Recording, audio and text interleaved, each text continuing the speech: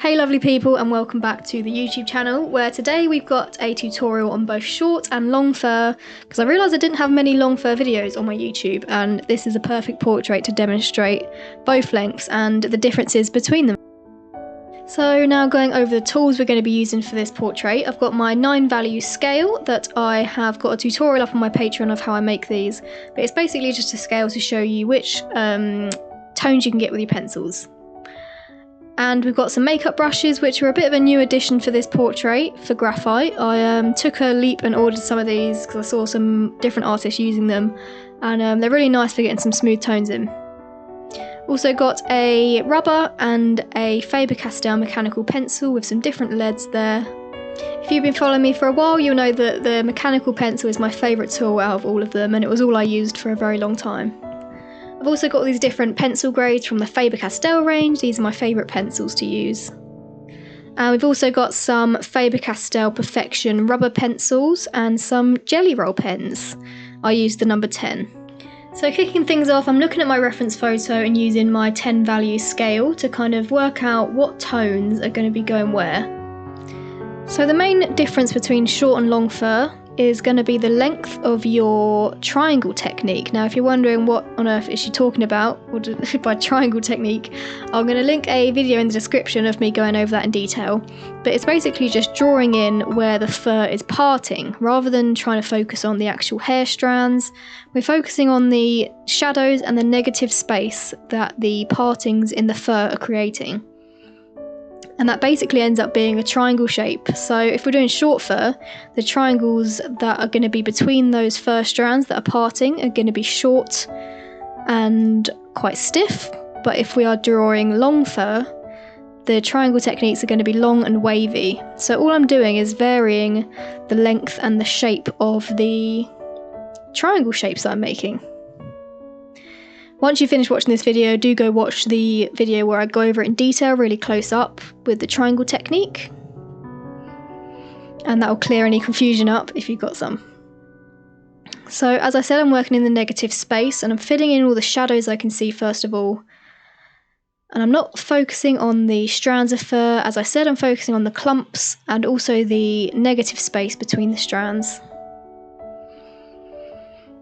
I used the mechanical pencil for a really long time, and that's all I used, and then I went in with a makeup brush to smooth things out and give it a nice soft effect.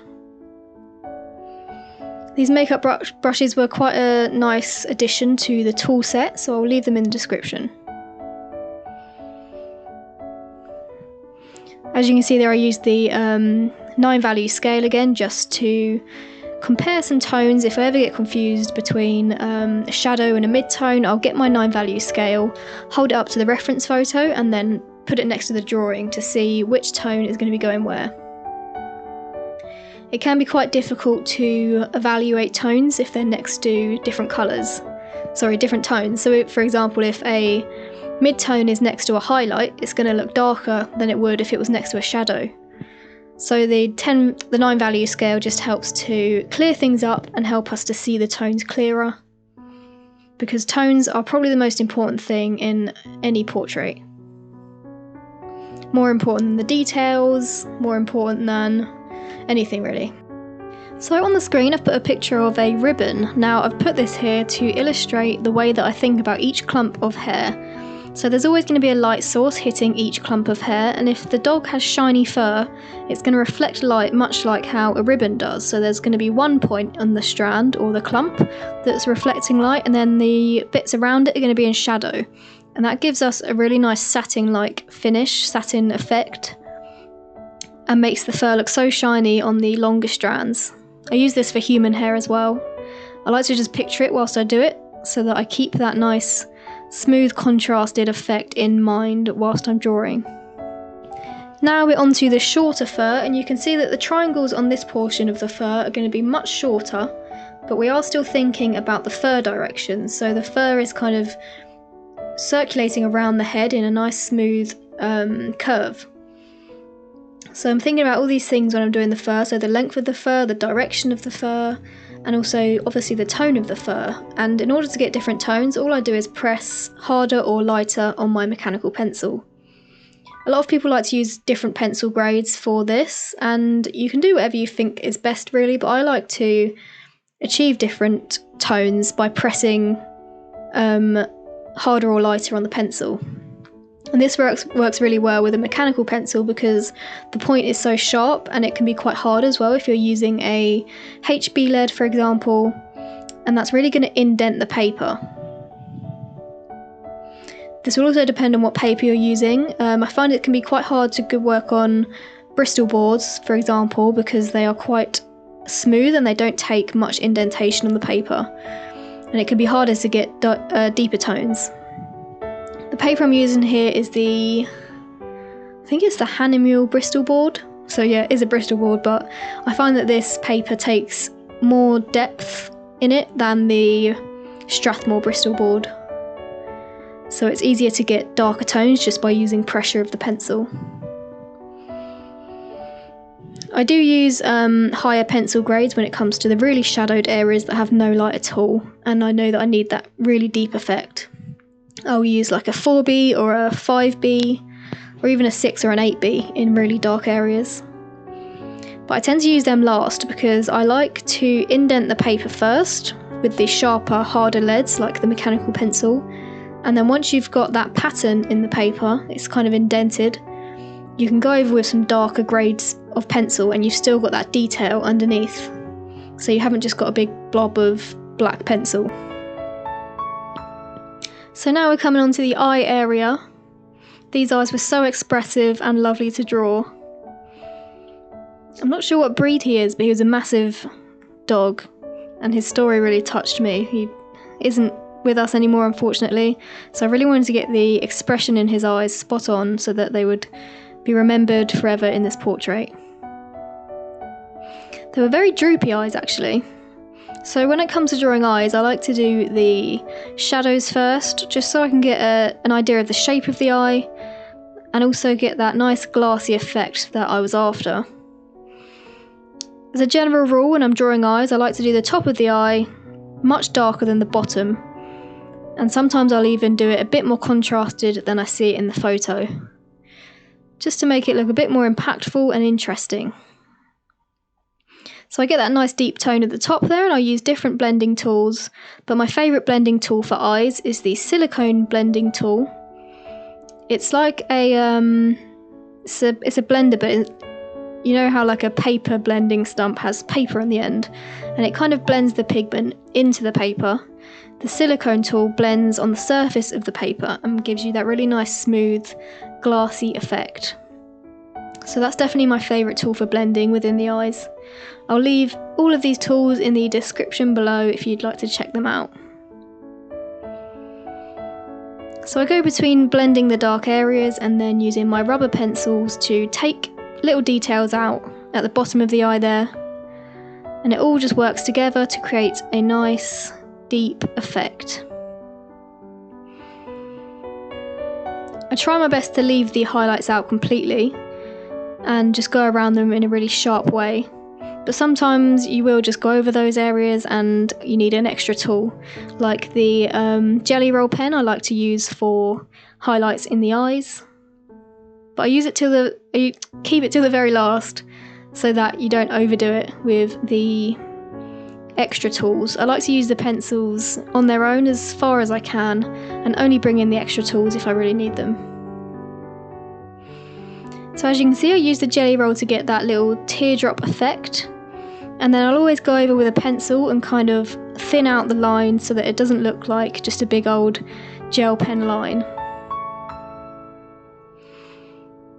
Because you obviously can't get smaller lines with the jelly roll pens because they have quite a big nib. So I like to go back in with a pencil and really make the lines look smaller. Ignore all the stuff coming up on the screen. This was taken from a 5-hour Patreon tutorial, so if you'd like to see this slowed down and in much more detail, just head over to my Patreon and it'll all be there waiting for you.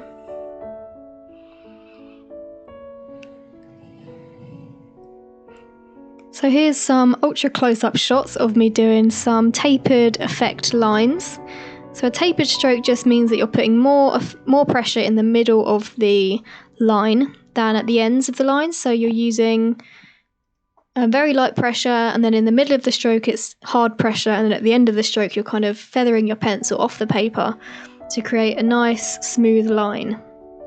Now this can take some practice, but once you have got it in your muscle memory in your hands, you'll be doing it very automatically, which is what I do now. I don't really have to think about it. It just kind of comes naturally to my hand. But I guess I have done about 1 billion strokes in my lifetime, so yeah, it comes easy to me now. But this effect and this technique definitely changed the game when it came to drawing fur. This area here is always quite challenged because there's so many different fur directions. It's almost like a wave going from the nose to the edge of the face. So it takes some working out. And as it got towards the bottom of the face here, the strokes got longer. And I'm always taking into account the length of each stroke. In order to get that really deep tone at the bottom there, I did, as I said before, it was the triangle stroke with a tapered just to dent the paper, and then I went in with a 6B pencil to press really hard and get a nice deep tone. Some people worry about the shininess when you're using those deeper pencil grades, but I don't tend to think about it or worry about it because I really like the effect. I actually like the pencil shine, which I think is an unpopular opinion, but I think it looks like it's etched in silver, as I always say.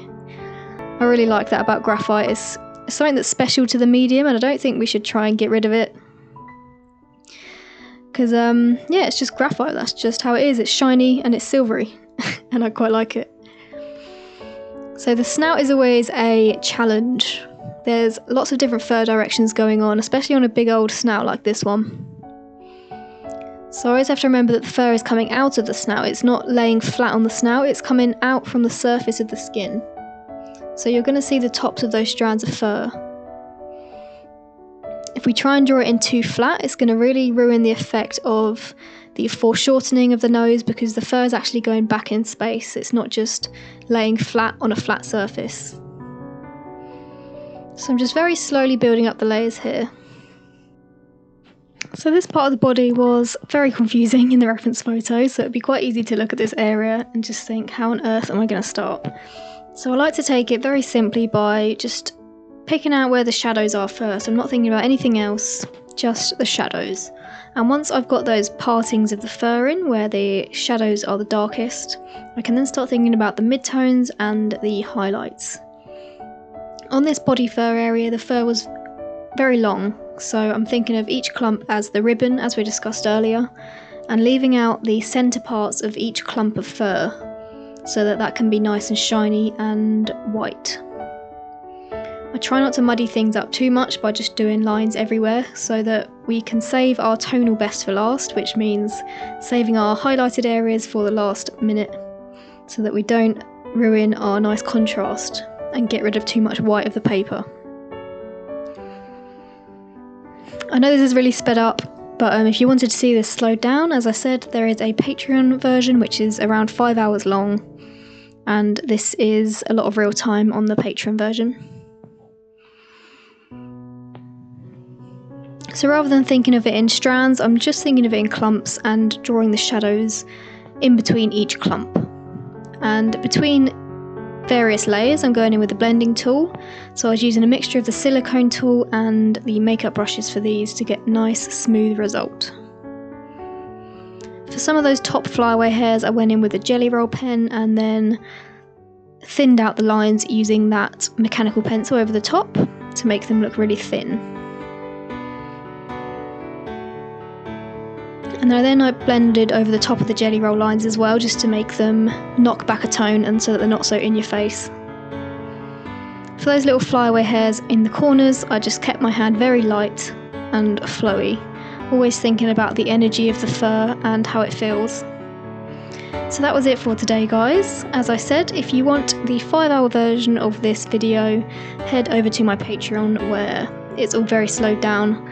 And I've also supplied the line art and the reference photo so that you can follow along. I hope you're all well, guys, and I hope you're enjoying these YouTube tutorials. I'm trying to get as much on here as I can, but it's quite hard with commissions, especially reaching into the Christmas rush. So yeah, hopefully you enjoyed this, and I'll see you in the next video, guys. Happy drawing.